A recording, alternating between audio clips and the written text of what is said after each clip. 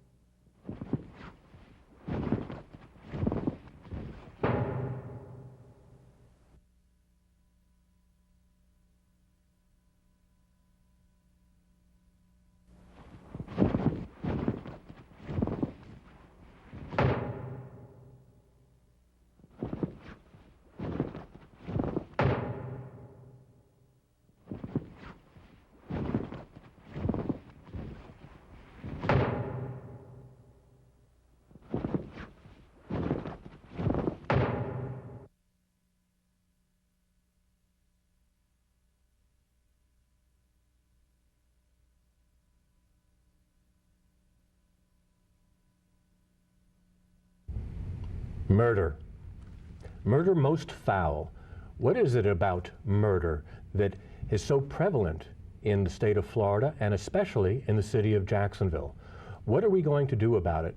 Why is the murder rate in Jacksonville so high? For the last 17 years, Jacksonville has been either number 1 or number 2, second to Miami or one over Miami for the last 17 years per capita in the number of people who have been murdered. What is murder? What's a homicide? What is malice aforethought? With us today on Civil Discourse to discuss this and other issues is Sheriff John Rutherford. Sheriff, I'm so happy you've taken the time to come here. Good to be with you, Ken. Thank you very much for coming back. Good You're to the be back. first repeat guest, and I thank you for that. Good to see you.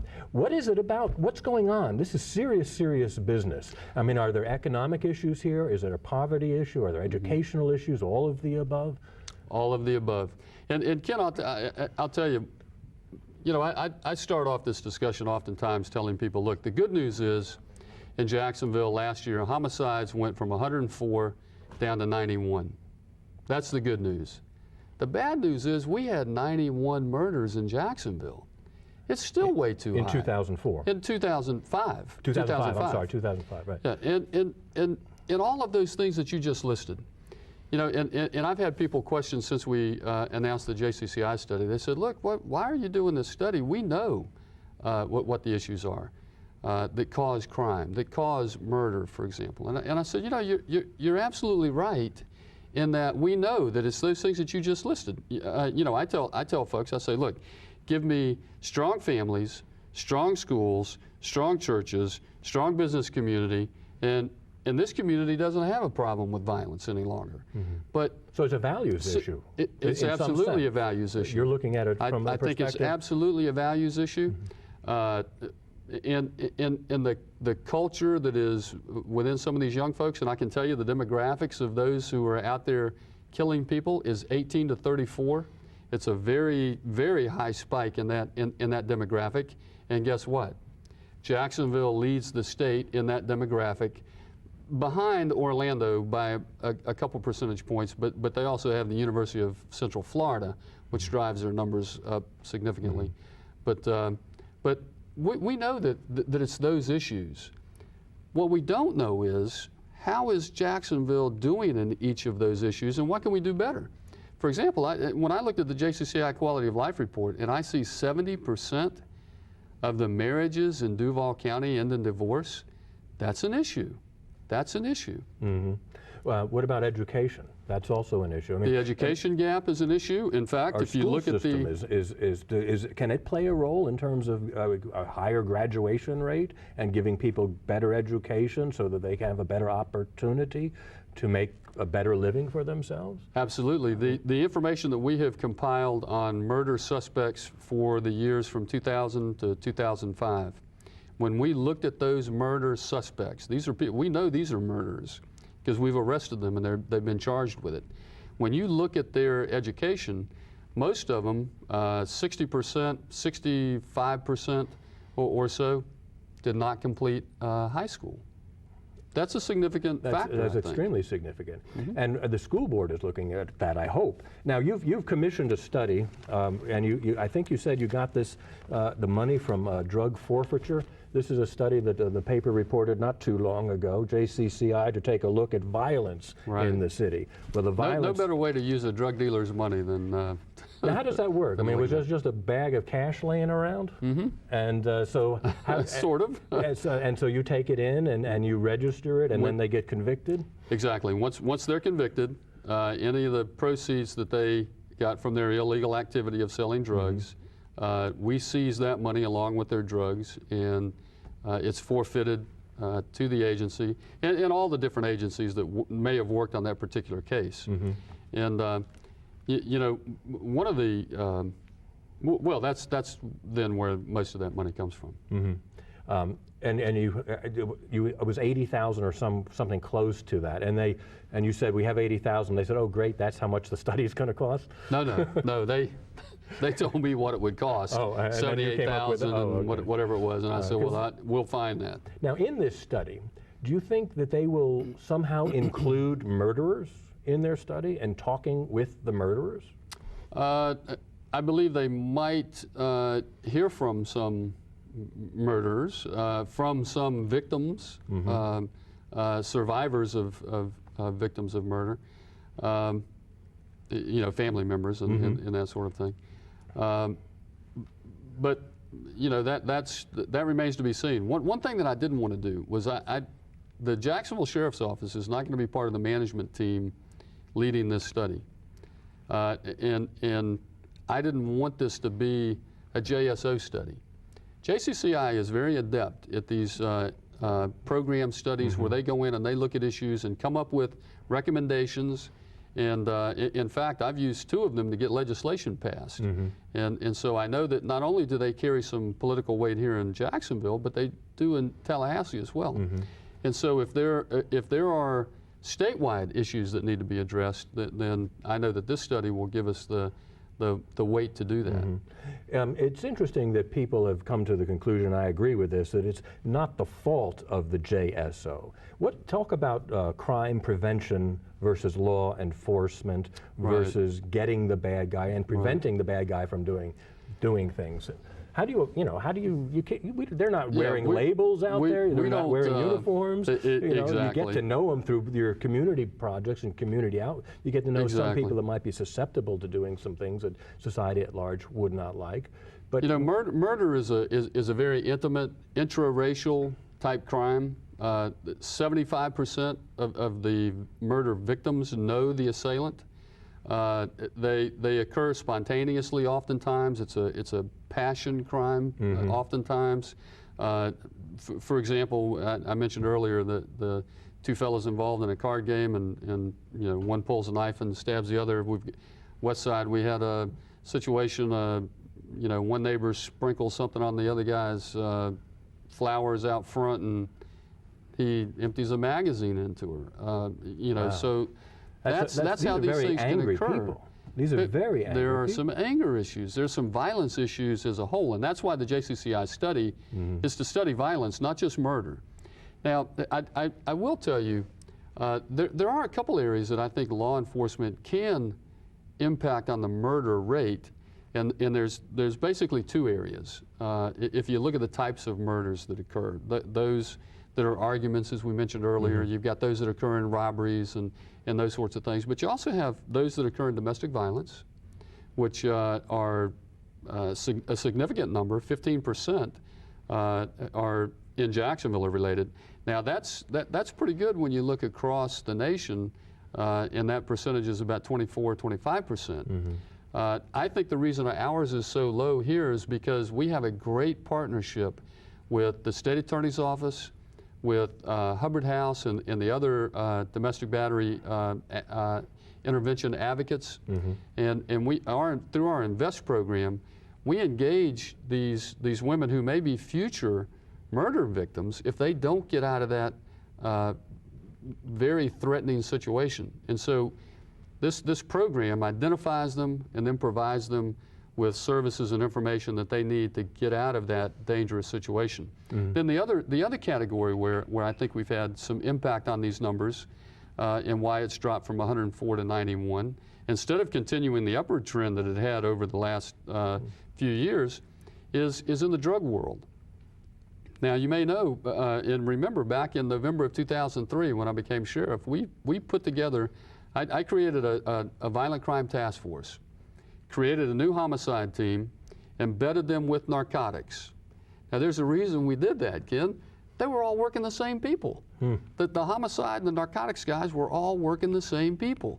So, and then I told them, I said, look, let's change the way we go after narcotics in this city. I want to take down the entire organization from top to bottom. I want to go after the business of narcotics. Not just the guy on the street. Not just the guy on the street. And so you may recall, we've now taken down 7 major drug organizations, 4 of which turned out to be international in scope. Is that operation, what is the operation you call that? Well, we had well, it's a whole, well, there were 7 different operations. Yeah, it was Operation Ghost Rider, Operation Full House 1 and 2, Operation Chopper Stopper, Foxden, you know, 7 of them. Now, when we took those down, I can tell you in the first 5, there were 147 people that we put in jail. We had 41 suspected related homicides within just that group. Now that we've taken them off the street, and we have, last time I looked, we had 105 murder suspects in jail with 148 murder charges. But putting people in jail for murder is not the answer to murder. The answer is in this JCCI study. And how do we stop the murderers from becoming murderers? Well, that's social services. That's reaching out as a society. A lot of communities across the country have backed off on their social services. Federal funding has been withdrawn or eliminated or minimized, and it's become different. You know, at one point, we had a whole lot of social services begin in the 60s, and at what point do you want to pay? How do you want to pay? Do you want to pay in a high murder rate, or would you rather pay in a relative peace? Exactly. And actually offering people some sense of what it means to live a dignified, relatively happy life. Exactly. That's what people want. And you know, we just had a community focus forum yesterday with the Children Campaign. They are a grassroots think tank sort of group funded by the Eckerd Family Foundation and the DuPont Ball Foundation. And they are looking at juvenile justice. And, so, and really what's come out of some of their polling, and actually it was right in congruence with what I've heard in our own community.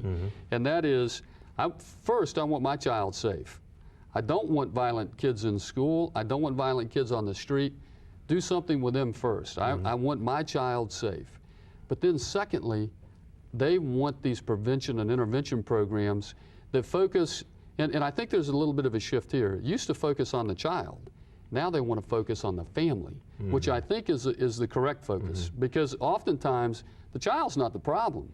The problem's just a symptom of a dysfunctional family. And so now what I'm hearing is, you know, the model that we need to be looking at is focusing on prevention and intervention in a family sort of way, as opposed to just picking out the individual child.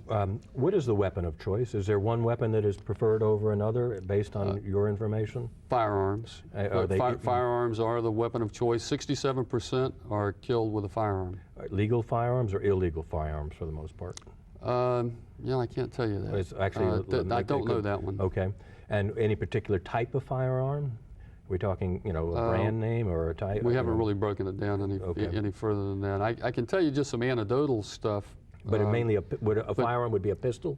Mainly would be handguns. So we're seeing a lot of assault rifles now.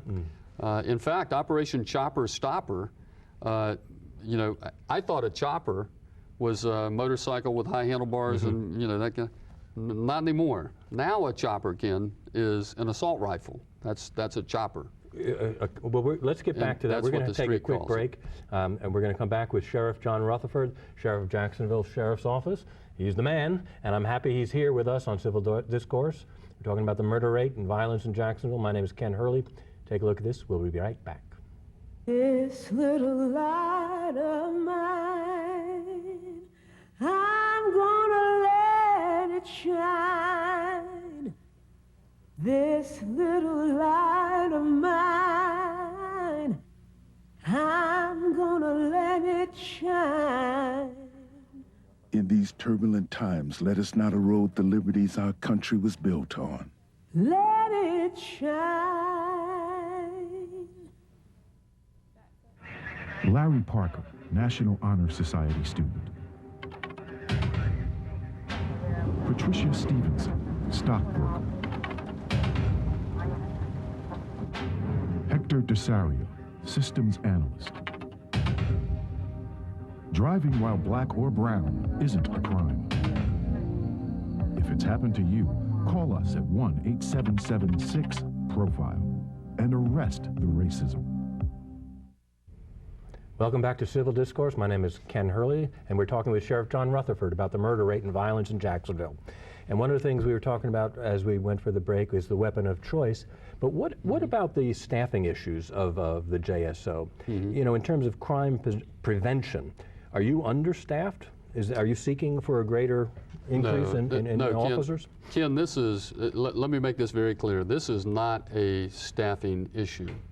That's clear. In fact, listen, we could hire 500 police officers and put them out there on the street, and we would still have these murders where one roommate kills another with a ball-peen hammer over the toilet paper, which was just reported the other night.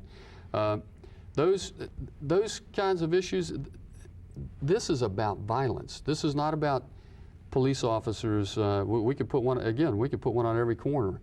We'd still have these things occurring, but what's driving that? And here's one of the things that I caution and why I'm so adamantly making the point that this is not a law enforcement staffing problem, because I don't want people to think they can just throw money at this by hiring a bunch of police officers and then everybody steps back and says, now we've done our part as a community, that's all we need to do. No, we don't. We need to raise our children better. You know, people tell me, they say, look, you know, these murder victims are our sons and our daughters and our husbands and our wives. And I respond, you're absolutely right. And so are the suspects. The suspects are our sons and our daughters and our. These are not aliens coming from, you know, outer space. These people are raised in this community. They are who we are. And so it's going to take more than police officers on the street, and that is where I'm very excited, because for the first time in many years, I see this community really trying to wrap their arms around this violence issue, wanting to do something about it. I'm hearing from the white business community, the African American business community, the African American religious community, the white religious community. They all want to step up and help. And as you mentioned earlier, it's not this finger pointing, you know, it's your fault, it's their fault. This is everybody saying, look, what can we do? Because we know this is a community problem. Because, and I frame it this way. Listen, when a police officer shows up at the scene of a murder, a lot of things in this community have already failed. And I think everyone understands that. And that's why the last thing I want to do now is step back and say, oh, well, give me 500 more police officers and this problem is solved, because it won't be. It won't be. Why do you think peace, internal peace, is so difficult? Well, that's a tough question, Ken. That's what I got paid the big bucks for. I think because a lot of people don't, they're not grounded. They don't know what their purpose in life is. You know, you know, my job is not a job; it's a calling. And it's my answer to my God, to get very personal with it. So it's a calling. It's not just a job. It's a calling. So when I deal with difficulties and all of that stuff, I'm not dealing with it for me, you know, for a paycheck. This is what I was put here to do. You have a mission. You have a sense of a larger purpose. Exactly. Right, and you do a very good job. I'm very happy you are our sheriff. I really am. Well, you said earlier that a lot of this, a significant percentage is drug-related. And we had a guest on this program named Jack Cole. He's the founder of an organization called LEAP, L-E-A-P, Law Enforcement Against Prohibition. He was an undercover narcotics agent for 20 years, and around year 18, in fighting the war on drugs, he realized that in his perspective, it wasn't working, because all they were doing is getting the low-level street pusher, and as soon as they took one out, another one would be there. It was very difficult to get the big people, the main organization. They did have some success. But he realized that we pay about $6 billion a year, and how he phrases it, incarceration, interdiction, and corruption. And the susceptible are going to be addicted whether it's a crime or it's not a crime. We're going to have the addicted personality get addicted to drugs. So he reasons, why not, isn't it time to consider decriminalizing it, spend that $6 billion on treatment and education, free up the law enforcement from having to deal with this murder rate. If you took it off the street and you regulated it, you taxed it, would that be something that we should consider in terms, at least in terms of the dialogue? Well, I think we certainly do need to have that dialogue, because I think people have wrestled with this for a long time. This conversation was taking place in the late 70s, and it's not a new idea, and it's never really been flushed out completely. I don't believe, because people, you know, they throw up these walls to the conversation, and I think that's wrong. But I will say this: I'm concerned about gateway drugs, about the crime. Whether you legalize it or not, you know, you're not going to legalize every drug. So they're still going to go into there would be a big discussion. some world, you know, and it introduces them to the criminal world. So I don't know that legalization is the answer. But I certainly do think that we ought to have this dialogue as a community, and see it. Is there something else besides interdiction? Because I don't think interdiction is the answer alone, because we can't stop it all. As long as there's a need, there's going to be a demand a supply. As long as you have that need. Now, I will tell you one thing that concerns me is a lot that drives drug use that I see is folks who are mentally ill, can't get medications, and they begin to self-medicate on cocaine, heroin, whatever it might be. So that's an issue that is near and dear to my heart, because I see a lot of these people coming to jail, and I know that their core problem is not their addiction. Their core problem is their mental health issues that aren't being addressed, you know, properly. Wow. In terms of geographics, is there one area of town that is more prominent in terms of the violence and the murder rate than another area of town? Well, I will tell you this, and the map is there before you. And that's right. Let's show this. I mean, this is a PowerPoint presentation that the sheriff has put together that he's offered to the JCCI folks. And there's a lot of good statistics in here regarding what's going on in town. How can somebody get this? Is this on the webpage on your? Actually, I don't know that we have put it on our webpage, but we will. There's still a couple things we're going to flesh out on this, okay. Some minor points, but it does answer your question. If page 31. What we have done is we have made a chart that shows economy, the economics of this thing. The darker the color on this chart, the higher the percentage of incomes with $20,000 or less in that neighborhood. And you can see that although murders occur across the board, they're everywhere, they are certainly concentrated in the same areas where poverty is concentrated. And so there's clearly a nexus there. You have a stat here, 37.5% of the murder suspects live in moderate to high poverty areas. Exactly. That's and if you look at the where the areas where they occur, flip back to. Need to be flipping pages here, but if you look at the murder incidents, what you see is 49.9% of the murders occur in moderate to high poverty areas. So almost 50% are occurring in those high to moderate poverty areas. I'm not sure you guys can get this, but see if you can get in there. That's a map. The darker areas, the dark orange, are where the murder rates are very high. No, that's where the poverty is very high. The dots are where the dots and those kind of follow each other. Right. And then on this page here, this is where income and murder suspects, the same thing. It's hard to tell the difference between the two. They look very similar. Oh, Right. good shooting. Except you'll notice a lot of the victims disappear from the outlying areas. They're murdered in those core drug areas where they travel to, which is a problem. But I don't want to give people the impression that murders are only occurring in moderate to high poverty areas. They are occurring across the county.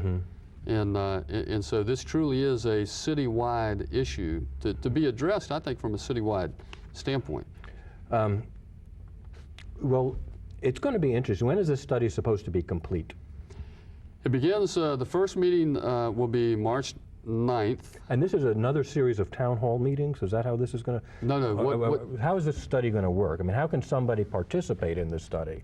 Or is JCCI going to contact the individuals? Or if the individual wanted to participate, could they contact JCCI? They can contact JCCI. I can tell them the date of the first meeting, which is going to be March 9th at 5:15 p.m. At JCCI? No, it's actually going to be at the Children's Commission on A. Philip Randolph. Okay. We had to have a bigger building because we think there's going to be a tremendous amount of participation from the early results. We've had people calling in at JCCI. And it will run for 16 consecutive weeks. They will have 16 consecutive hour-and-a-half meetings. At the same place? At the same place. They will all be at the same place. And that's at the A. Philip Randolph building, and what street is that on? It's the Children's Commission on A. Philip Randolph. It's 1 block south of 1st and A. Philip Randolph. Okay. I don't have the exact but address. People can figure that out. Right? Or they can call JCCI or go to jcci.org. It'll be on there. To be at these meetings as well, or have somebody representing the JSO? I'm going to have 2 officers there as JSO representatives who will simply be taking part like every other citizen who is there. And I'm mainly approaching it from a prevention and intervention standpoint. So Chief David Stevens is going to be there representing us on that prong. And then on the enforcement and operational side, Chief Rick Graham is going to be there. Okay, so then after 16 weeks, they stop the public meetings, the public forums, and then they go back to the drawing board and try to assimilate all of the information that they've gathered. Correct. And try to analyze it and put it into some form that will offer some solutions. I hope. Correct. I mean, that's one of the things that the JCCI folks do that's very good. It's very good. They don't just pose questions and recognize problems. They also take a stab at what are we going to do. And now we have this issue, what are we going to do about it? And in terms of gun control, I don't know. There are some people that would suggest we need better law enforcement on gun control. I don't think. Well, do you think we need more laws? No. No, neither do I. We need to enforce the laws that we have. And murder is against the law. So we could pass a super murder law. I mean, where do you stop? I don't know. Murder is against the law. Yeah. So passing more laws is not the answer. No. And we're going to have to wrap it up. Sheriff, I really appreciate your time. You're a good man. You're Thank you, Ken. a high integrity fellow. I wish you all the best. If there's anything we can do, you're always welcome back on this program, you or your staff or whatever, to talk about whatever issues. Next time you come on, maybe we can talk about surveillance cameras and Absolutely. and that fancy device we call the traffic light. One of the greatest inventions of civilization. Why do people run it all the time? Well, you can talk about that. Thank you. Thank you, Ken. Thank you. Take care. You've been watching Civil Discourse. My name is Ken Hurley. We'll see you next time. You have been watching a public access television program called Civil Discourse, sponsored by the American Civil Liberties Union of Greater Jacksonville, Florida. The ACLU is a private, nonprofit, nonpartisan membership organization. Our mission is to protect and advance the civil liberties and civil rights guaranteed by the United States Constitution.